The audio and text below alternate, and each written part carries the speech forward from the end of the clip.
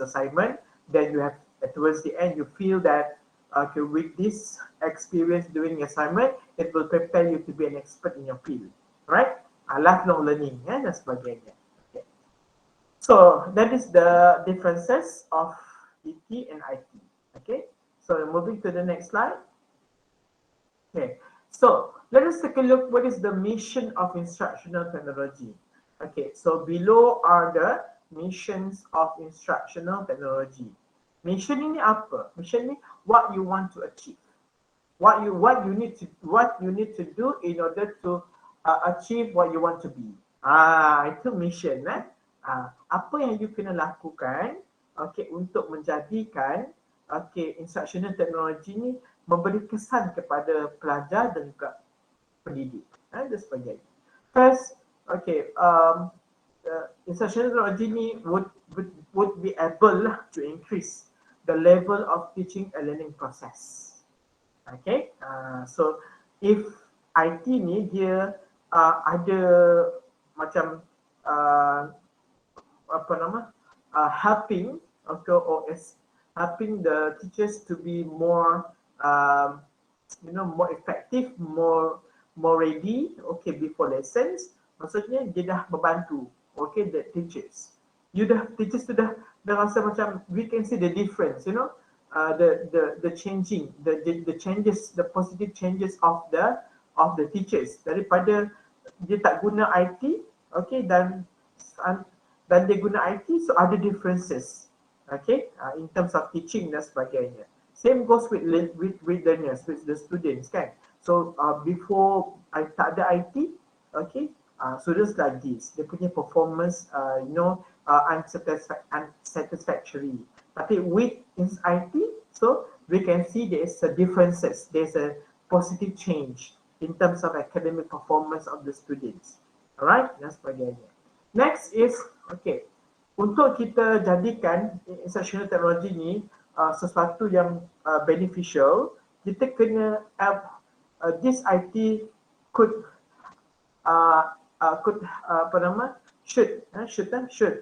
able to decrease okay the students' dependency on textbooks.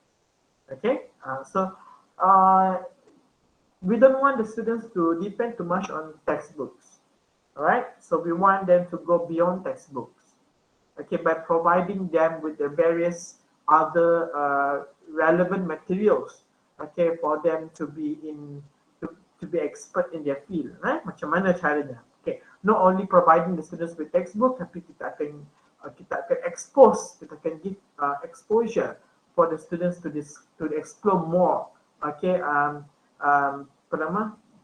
not depend too much on the textbook anymore, right? In teaching and learning process by using another visual aids. Okay, so kita give alternative way lah. Okay, so yes, you have a textbook, but at the same time you can use other materials, alright? Sebagainya. So maksudnya you ada variety, you ada many choices. Okay, untuk you gunakan, untuk you discover more. Okay, your potentials. Okay, especially the students yang ada banyak inquiry ataupun intuition, macam dia nak tahu lebih. Okay, so dia tak satisfied dengan apa yang dia baca from the textbook. So then kita akan provide them with other alternative materials. Alright. Next is to encourage the learners by using the variety of teaching and learning aids. Yes, we give experience for the students. Okay, to use a variety of sources. Okay, for them to enhance their understanding. Okay, macam tu. Kita using other many methods. Okay, group discussion. Tak cukup group discussion, individual presentation. Tak cukup individual presentation. Okay, buat library visit contohnya lah. Okay, so many ways. Okay, cara. Okay, ways on how we want to expose. Okay, this the use of instructional technology to the students. Alright, dan sebagainya. At the same time, we also help the students and teachers in generating and producing and estimating, assuming the variety of teaching and learning process. Okay, so when you, for example kan, kita teachers ni kita akan plan. Okay, so this week kita akan buat learning activities like group discussion. Okay, so we want the students to join, to participate actively in this group discussion. At the same time, kita nak students to able to generate ideas. Okay, you have something to discuss. You have opinions, what you want to say, okay, or how you want to make your ideas clearly understood by the group members dan sebagainya. Alright, okay. Okay, next adalah provides a sufficient accommodations, okay, and facilities, learning facilities in order to fulfill the teaching and learning process. Yes, kita akan ensure that every student tak ada yang left behind. Okay, tak ada yang no more ada limitation in terms of accessing internet, for example. Okay, so we provide these facilities for the students to use. Alright, dan sebagainya. Train, okay, so at the same time with the instructional technology, we be able to train the students to use self-focus ataupun self-study within individual growth. You have your own potential. There are some students, dia lebih, orang kata, as compared to group assignment, dia lebih excel, dia lebih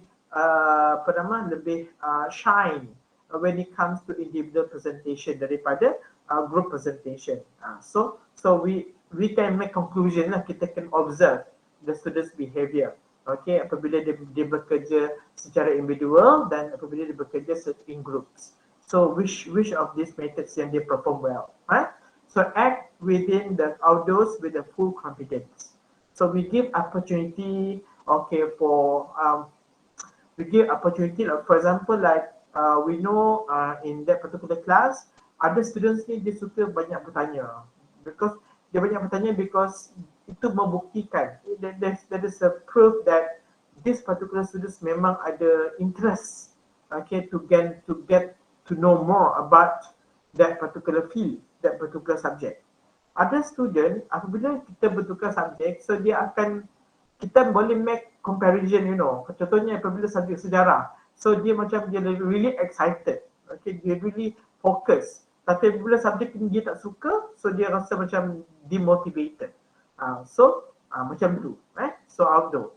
Act within the outdoor with a full confidence. Okay, so we want the students, okay, menggunakan with the help of instructional technology, you can improve your presentation. You can be more confident.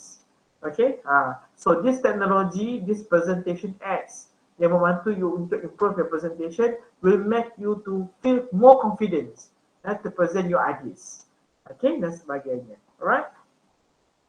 Okay, next adalah to provide awareness, kesedaran kepada pelajar dan juga teachers in improving the level of teaching and learning process. So with instructional technology, kita akan give responses. We actually have, okay, the students, okay, to realize, okay, which part of the learning lesson, learning process yang they have to improve. Okay, so the biggest rooms of the world is a room for improvement. Okay, so we want the students to realize that there are certain parts that they have to focus. Okay, with the help of instructional technology, okay, kita akan minta students to lebih fokus kepada certain part of the lesson. Okay, contohnya kita nampak dia okay. Ada parts dia okay, tapi ada certain part dia tak okay. So we want these students to focus on that, improving that certain weakening part of the learning process. Okay, untuk di-improve. Alright, dan sebagainya. Towards the quality and effective education. Alright, next. Okay, so this illustration showing to you the relationship among learners, teachers, instruction and instructional technology. As you can see, okay, teachers kita gunakan, usually teachers, ini biasa, teachers use instructional technology to teach the students. Ini okay. And the learners, they use instructional technology so that they can understand well what is being taught by the teachers. Okay, so that's why dia ada arrow, okay, bas besar dekat sini, ada dua-dua belah pihak. Okay, as you can see the arrow here. Okay, so next, learners, okay, sometimes learners, you boleh belajar without teachers. Itu kita panggil self-study. Okay, so without the existence, the presence of teachers, you also can learn on your own. Learners use instructional technology, okay, to learn on your own. Okay, macam tu. Alright, without teachers to help you. Alright, okay, ini kita panggil usually sebab itulah kita bagi masa lah pada pelajar untuk study week for you to learn, for you to make revision, untuk you menelaah dan sebagainya. Alright. Okay, next adalah teachers. Okay, sometimes teachers also can become a student. Maksudnya saya as a teacher, saya akan guna instructional technology untuk saya belajar. Untuk saya belajar, lepas tu apa yang saya belajar tu saya akan ajar balik pada pelajar with the use of instructional technology. For example for example a situation saya mendapat mengajar, saya diberi mengajar subjek yang saya tak pernah mengajar. Okay, lepas tu saya kena belajar. Okay, I have to prepare myself with a new subject. Okay, for this semester for example. Okay, saya kena belajar, so saya akan gunalah all the instructional technology to help me to learn. Okay, before I can teach, before I can teach my students.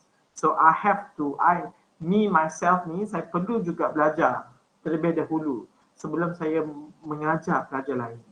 Okay, so teachers they need to teach, they need to learn themselves. Okay, certain new subject. Okay, with the help of instructional technology. Macam tu. Okay, so this is the illustration lah. Apa relationship between learners, teachers, instruction and instructional technology. Alright, okay. So next, okay, we still have time. Okay, instructional development. Okay, so instructional development ini is a model. So dia macam, okay, tadi dah kita early tadi tu, okay, kita belajar what is IT, what is ET, apa differences dia. Now, last part adalah kita nak tengok apa model, apa processes involved, okay, in developing instructional methods, media and materials. Lagi tak design and development. Apa? So contohnya, let's say lah kalau kita nak develop sistem kan, okay, apa stages, apa peringkat, apakah proses-proses yang kita kena lalui, okay, untuk kita develop information system. Sama juga yang ini, okay. So instruction development ini kita melihat, we look into what processes that we have to go through, okay, after in the production of the instructional materials. Okay, so instructional development procedure. Ini melibatkan prosedur lah, step by step. Apa yang kita kena buat dulu sebelum kita nak develop instructional materials. First, kita kena able to define the problem. So kalau ada problem, then we try to find solution. Kan? Okay, so we have to do research first. So kita tengok, we have to clarify first what is actually the problem. Okay, examples of the problem, for examples like maybe, okay, the example of the problem is contohnya, okay, last 3 semester, most of the diploma students, when it comes to certain subject ataupun subject taxation, income tax, most of the students they can fail this subject. So we want to know the reason why. So the problem is the lack of interest, lack of communication, the lack of student failure, itu problem, masalah. Okay, so then we have to clarify, we have to make it clear first. Okay, problemnya adalah the students they are lack of interest in maths. Okay, itu problem. Okay, then with the problem kita kena buat something else. Okay, so we kena collect data. Okay, so data kita kena, maybe kita buat questioning, kita buat distribute questioning. Okay, so everybody, the students, okay, they have to answer the questions, okay, in soal lidik. So that is how we collect data, okay, from the respondents, from the respondents among students. Right. Lepas kita dapat data tu, then kita process the data, then kita develop solution.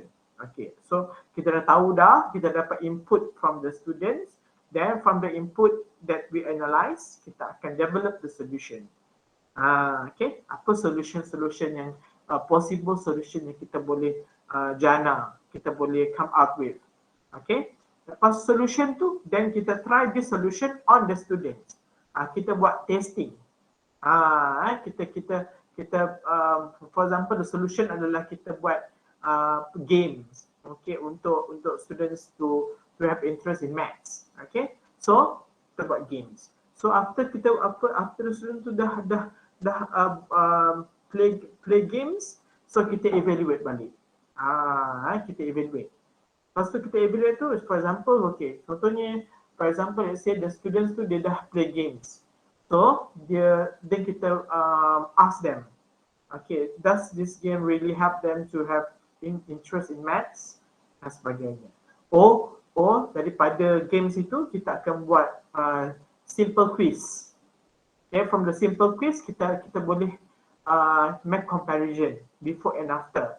Okay, the students tu punya interest, the student punya level of understanding. Okay, kita evaluate. Okay, and modify them as needed. Let's say lah kalau most of the student kata games itu okay, but there are certain part of the games that they don't like. Okay, so which part of the games yang dia tak suka? So then they will give opportunity for the students to give recommendation. Daripada recommendation itu, kita akan consider it untuk kita modify apa yang kita dah lakukan, okay, for the students to do. Alright, dan sebagainya. Alright. So next, okay, settle depan. Next is quality of instructional development. Okay, is reflected, is influenced through their uses. Sometimes kita buat games, but then teachers itu dia tak explain. These teachers, they don't really explain how to play the games. Rupa-rupanya masalahnya games tu dah okay, cumanya the teachers dia tak begitu jelas nak menjelaskan tentang macam mana nak main the games dan sebagainya. Okay, the uses. Okay, and then the students they feel that the games is complicated. Okay, where the internet is off. Okay, contohnya games ini diperlukan wifi yang macam yang very excellent wifi lah. But then dekat sekolah tu dia punya wifi tu slow. Macam tu the uses. The student reach higher levels of achievement of the objective. Let's say kita buat comparison. Okay. Sekejap,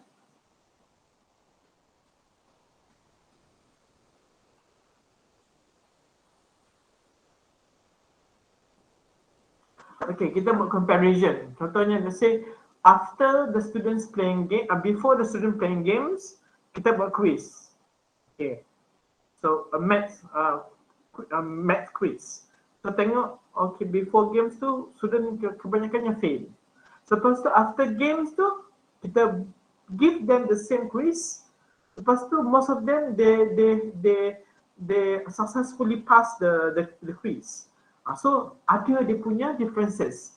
Ada dia punya in terms of changes, in terms of level of understanding. Maksudnya games itu dah ada really give benefit to the students dan sebagainya. Itu quality. Okay. A systematic procedures for solving instructional problem is frequently called as instructional development model. Okay. So untuk kita develop this instructional materials, kita kena refer on what? We have to refer on certain model, certain principles that we have that can help us to explain what we want to do, what we need to do, okay, along the process. Okay, for example, kata first step, you kena analyze the learners. Second step, macam tu dan seterusnya. So these are the steps taken, okay, until you become until you successfully solve the instructional problem. So there are certain procedure yang you kena follow in order for you to solve the instructional problem. Macam tu Next is may be employed, may be practiced, may be applied by a teacher who prepare a presentation for a single class for a large scale project such as training. Macam tu. So kita tengok juga sometimes ada games itu dia applicable only certain numbers of students in the class. Ada certain methods itu disesuai untuk small scale groups of students. Ataupun ada yang buat dalam bentuk large scales. Macam tu. So the size of numbers of students pun also affect the effectiveness of instructional materials. Kalau materials ini dia macam dia boleh kita letak dalam different context, different classrooms with different numbers of students, so dia akan give different impact. Contohnya let's say kalau games itu dia macam diletak dalam secara individual, bukannya working in pairs, so lebih efektif daripada games itu dimain dua orang daripada seorang. Macam tu. So itu adalah instructional development. So next, instructional development model. Many school system apply ataupun practice different instructional model with their own analysis. Every school, every teachers, they have their own reason. Kenapa mereka using a different model untuk different reason. So but of course when they want to choose their particular model, they akan buat analysis. Tak kalau model ini I use this model into the production of my instructional which could help me to improve the teaching effectiveness. Contohnya sebagainya. So design, and evaluation components in managing project. So at least kalau kita nak buat, kalau kita develop instructional design ini, kita ada principles, kita berpegang kepada sesuatu. Kita refer on a model. Kita ada guideline untuk membantu kita assist us in the production, in the development of instructional materials, media and methods. So in this subject, kita fokus on Asher model. Tapi actually there are other 6 model. Sama macam Asher model. Tapi for this subject, kita punya limitation hanya untuk Asher model. Tapi actually, however, there are other model as well. Yang sama macam Asher model. Alright? There are another 6 examples, beside Asher model, which the teachers and the students can use to develop instructional development model kita panggil. Contohnya the first one is CAM model. Second is Instructional Development Institute model. Third is Inter-Service Procedures for Instructional System Development model.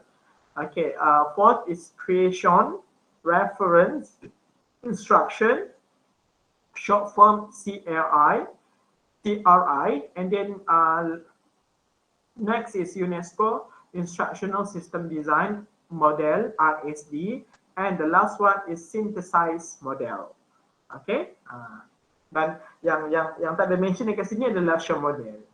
So semua sekali ada 7 model that the teachers that people use to develop instructional methods, media and materials. Alright. So tapi kita tak perlu belajar. I'm not going to explain each one of these. Tak perlu. Because fokus kita adalah kita nak expand about Asher model. The rest itu kalau you nak tahu, you can make research on your own. Alright. Next, slide number 24. Most models.